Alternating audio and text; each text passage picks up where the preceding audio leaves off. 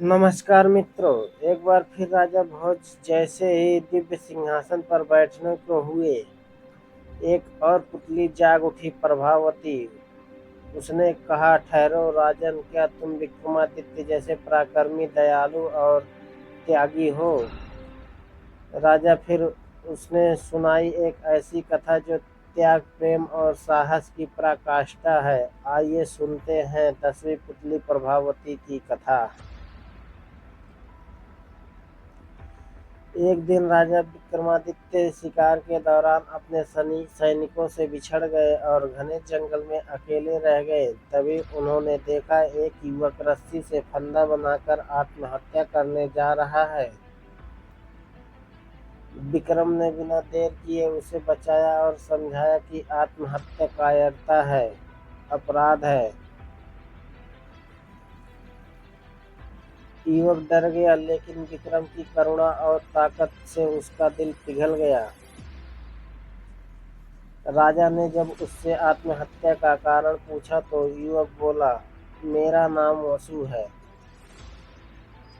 कालिंगा का रहने वाला हूँ। एक दिन एक सुंदर कन्या को देखा और उसी समय उसे दिल दे बैठा। वह कन्या एक राजकुमारी थी जो शराब के कारण अपने पिता से भी नहीं मिल सकती थी। उसका विवाह तभी संभव था जब कोई खौलते तेल के कड़ाह में कूदकर जिंदा बाहर निकले। इस शर्त ने कई जानें ली थी और अब वसु की बारी थी। राजा विक्रमादित्य ने युवक को सातवंद दी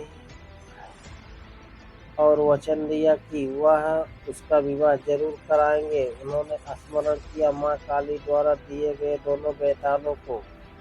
पलक झपकते ही बेताल आए और उन्हें उस कुटिया तक ले गए जहाँ राजकुमारी रहती थी। वहाँ का वैभव देखकर विक्रम समझ गए कि राजकुमारी साधारण नहीं है। उन्होंने तपस्वी से विवाह का प्रस्ताव रखा, पर शर्त वही थी, खौलते तेल से जिंदा बाहर आना।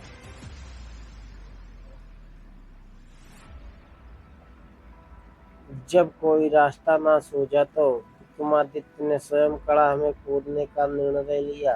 तेल खौल रहा था, चारों तरफ सन्नाटा था और राजा विक्रम काली माँ का स्मरण कर कूद पड़े।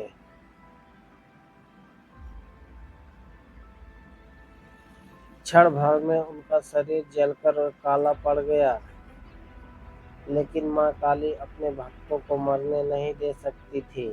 बेतालों ने अमृत डालकर उन्हें जीवन दान दिया। जैसे ही विक्रम जीवित हुए, उन्होंने वसु के लिए राजकुमारी का हाथ मांगा। तपस्वी ने शर्त पूरी होते देख विवाह को स्वीकृति दे दी।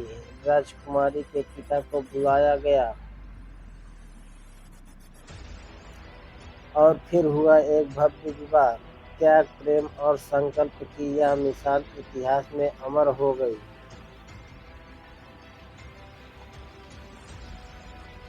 पुतली प्रभावती चुप हो गई और राजा भोज अपने कक्ष की ओर लौट गए।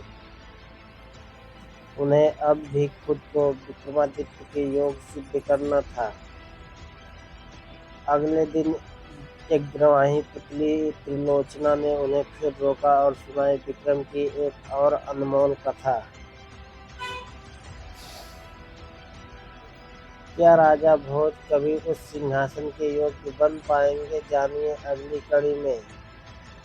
अगली कहानी सुनने के लिए हमारे चैनल को लाइक, सब्सक्राइब और शेयर जरूर करें। बने रहिए हमारे चैनल।